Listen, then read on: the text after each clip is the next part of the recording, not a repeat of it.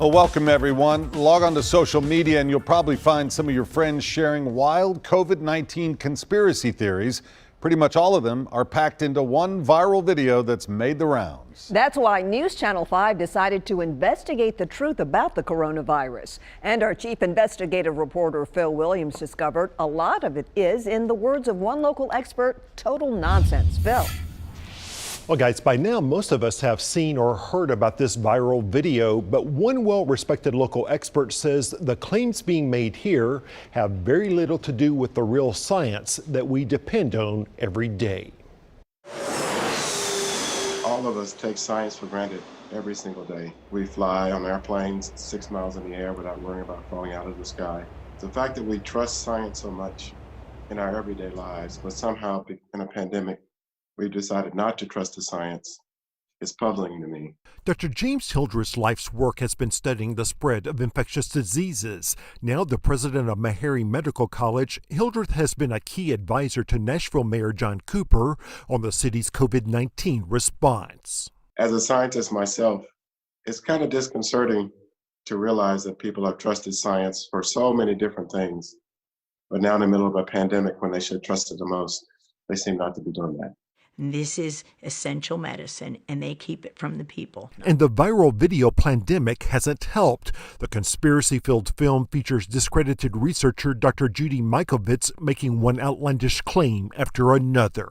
I know Dr. Mikovits, she got into some trouble years ago because she thought she had found the virus for chronic fatigue syndrome, and it turned out to be, a gross mistake. Mikovits made headlines with what was first described as a medical breakthrough that linked chronic fatigue syndrome to a virus. But her study quickly faced questions about possible data manipulation, and the scientific journal that published her paper eventually retracted it, saying it had lost confidence in her research.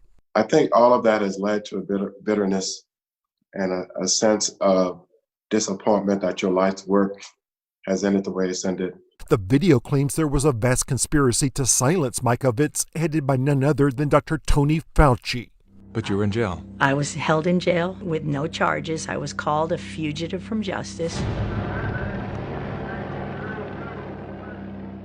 No warrant. But we searched back to 2011 and found newspaper headlines about Mikovits being jailed on a fugitive warrant. And here's that warrant. The charges: count 1, possession of stolen property; count 2, unlawful taking of computer data and equipment from an institute where she had worked. Those charges were eventually dropped. I imagine these people stand to make hundreds of billions of dollars that own the vaccines. And they'll kill millions, as they already have with their vaccines. Among Mikovits' many bizarre claims that coronavirus is actually spread through a vaccine. That vaccine was grown in a cell line, a dog cell line. Dogs have lots of coronaviruses, and that's why they're not testing there. There is absolutely no evidence and no possibility that coronavirus is being spread by vaccines, the current vaccines, measles, or any other vaccines. It's total nonsense. Another bogus claim. But back in autism, with our discovery, there was an old antiviral drug, 100-year-old drug called Suramin. A supposed cure for autism that's being kept from the public. It literally gave kids with autism a voice, a life. What did Bayer and Monsanto do? They took it away from everybody. You couldn't get it to save your life right now. Again, not true. Suramin is not only not being suppressed, one blog calls it one of 2020's most promising autism treatment research projects. Here's the doctor leading that study. Can Suramin improve or cure the behavioral symptoms of autism in some children? We don't know the answer to this because we've only had one trial with one dose.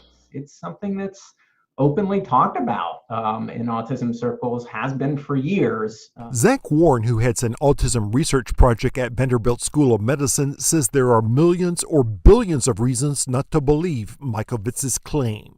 And actually, there's a lot of financial incentives for people to actually think about coming up with drugs that really help. We all as scientists want our work to be respected, and we want our work to be meaningful and impactful. And I think that was Dr. Mikovits' desire, like all of us as scientists. That turned out not to be the case.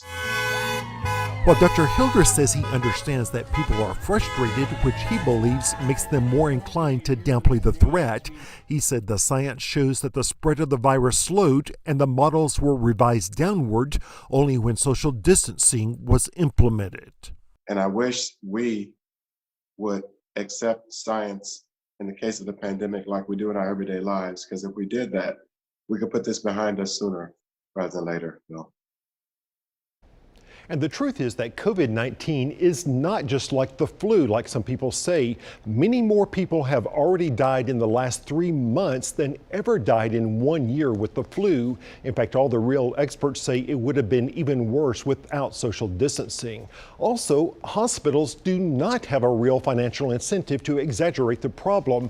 While their reimbursement rates are higher for COVID, they are now losing millions and millions of dollars because people are not showing up to the ER or receiving much more lucrative elective treatments. And hydroxychloroquine is not a miracle drug that's being suppressed. Multiple scientific studies, including one just released, have not found it to be an effective treatment. We've got a lot more facts on our website, newschannel5.com.